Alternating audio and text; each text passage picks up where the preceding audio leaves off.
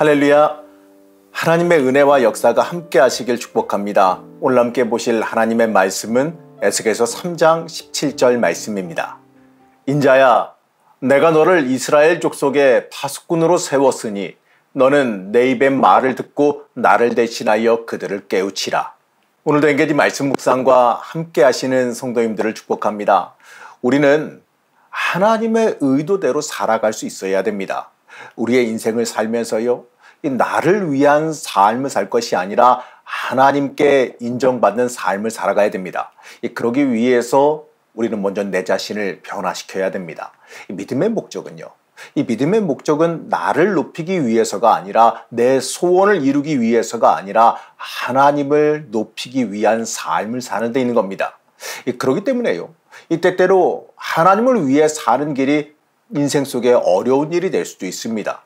오늘 말씀은요, 에스겔에게 하나님께서 이 두루마리를 먹으라고 하시면서 시작해요. 이 두루마리를 먹는다, 이건 흔한 일 아니죠. 애초에 이 두루마리라고 하는 건요, 먹는 게 아니에요. 하나님께서 주신 그 두루마리에 쓰여진 그 내용은요, 재앙과 애통하는 말, 어찌 보게 되면 이 장송꽃과도 같은 내용들이 쓰여져 있었습니다. 한마디로요, 하나님께서 이스라엘 백성의 상태가 영적인 죽음의 상태다라는 것을 말씀하는 겁니다. 이 가뜩이나 그 내용을 보면서요, 마음이 심란해하고 있었는데 이제는 그 말씀을 물리적으로 먹으라고 하시지 않습니까? 에스겔은요, 그 말씀 따라서 입을 벌렸습니다. 그러자 에스겔이 그냥 먹은 게 아니라 하나님께서 그 두루마리를 친히 에스겔의 입에 집어넣어서 먹여주셨습니다. 그런데 갑자기요, 의외의 내용이 등장해요. 3절 말씀 보시겠습니다. 내게 이르시되 인자야, 내가 내게 주는 이 두루마리를 내 배에 넣으며 내 창자에 채우라 하시기에 내가 먹으니 그것이 내 입에서 달기가 꿀 같더라. 에스겔은요, 이 자신이 전해야 되는 그 메시지가 죽음의 노래인 걸 봤습니다. 이 백성들에게 희망과 회복의 메시지였다면 아마도 에스겔도 신나서 그 말씀과 그 복음을, 그 회복의 소망을 전할 수 있었을 겁니다. 하지만 이러한 이 메시지, 어떻게 보게 되면 이 멸망의 메시지를 전달해야 되니까 에스겔도 굉장히 답답했을 거예요. 하지만 하나님께서 주신 그 메시지가 오늘 말씀에서는요, 꿀같이 달았다라고 합니다. 인간의 입장에서는요, 전하기 힘들고 어려운 메시지일지라도 순종하고 받아들이면 그것이 나에게 하나님의 은혜와 역사로 다가온다는 것을 여기서 읽을 수 있습니다. 중요한 건요, 내 생각에 어떠하느냐가 아니라 하나님께서 명하시는 대로 순종하는 겁니다. 이제 이어지는 이 말씀에서는요, 이스라엘을 보면서 답답해하신 하나님을 만나게 되어 14절 말씀 보시겠습니다. 주의 영이 나를 들어올려 데리고 가시는데 내가 근심하고 분한 마음으로 가니 여호와의 권능이 힘있게 나를 감동시키시더라. 이제 하나님께서 에스겔을 들어 올리셨습니다.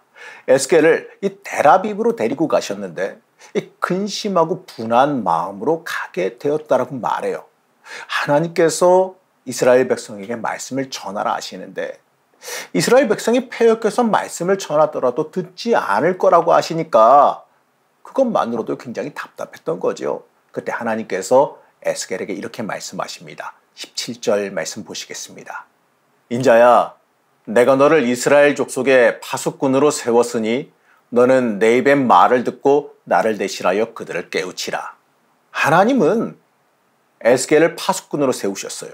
이 파수꾼은요, 날카로운 눈으로 보는 것, 바로 감찰자를 뜻합니다. 그런데 여기서 이 파수꾼으로 임명받은 그 에스겔이 해야 될 일은요, 하나님의 말씀을 듣고 하나님을 대신해서 이스라엘 백성을 깨닫게 하는 일입니다. 하지만 이스라엘 백성들이 돌이킬 가능성은 거의 없죠.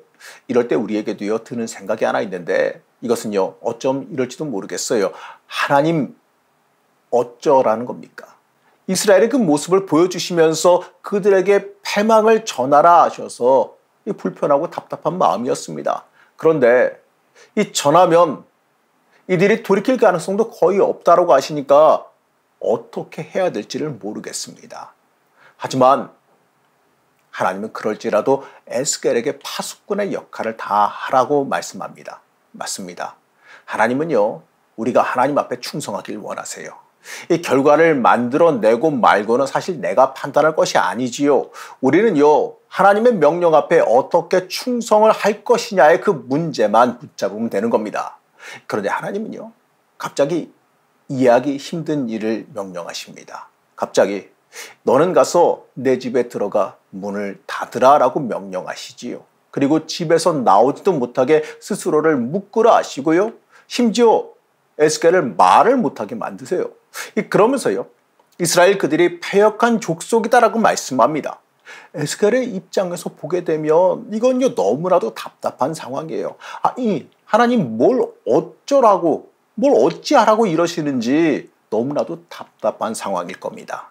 그런데 우리는 여기서요, 답답한 에스겔만 볼 것이 아니라 하나님의 마음을 좀 읽어야지요. 그 답답함이 사실 하나님의 마음이고 하나님의 상황이라는 것을, 하나님의 관점이라는 것을 우리가 깨달아야 되는 겁니다.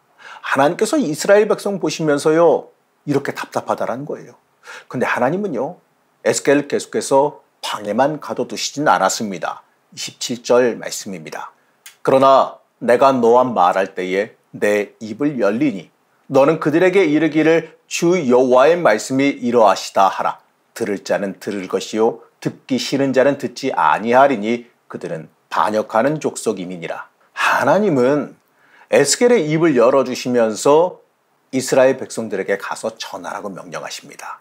그럼 하시는 말씀이 들을 자는 들을 것이고 듣기 싫은 자는 듣지 않을 것이다 라고 말씀하시지요. 저들의 상태가 답답하지만 그래도 가서 전하라라고 말씀합니다. 하나님은 이 패역한 이스라엘 백성을 포기하지 않으셨기 때문에 그래요. 우리는 이 말씀을 보면서요, 이 당시 포로기의 이스라엘뿐만 아니라 우리도 한번 같이 돌아봐야 될 겁니다. 하나님께서 우리를 바라보실 때, 나를 바라보실 때, 여러분들을 바라보실 때 이처럼 똑같이 답답해하지는 않으실까요? 우리는 오늘의 이 말씀을 통해서요, 돌이킬 줄 모르는 이스라엘의 모습을 봅니다. 포로로 바벨론에 끌려가는 이 최악의 상황을 만났어도 하나님 앞으로 전혀 돌아오지 않는 저들의 모습을 보게 되는 거지요. 하나님을 답답하게 만드는 저들의 죄악이 어떻게 보게 되면 지금 우리의 모습은 아닐까요? 사랑하는 성도 여러분, 우리가 하나님을 답답하게 만들진 않았는지, 이 내 죄악이 넘쳐나지는 않았는지 우리 한번 다 같이 돌이켜보시기 바랍니다. 하나님은 아직 우리를 포기하지 않으셨습니다.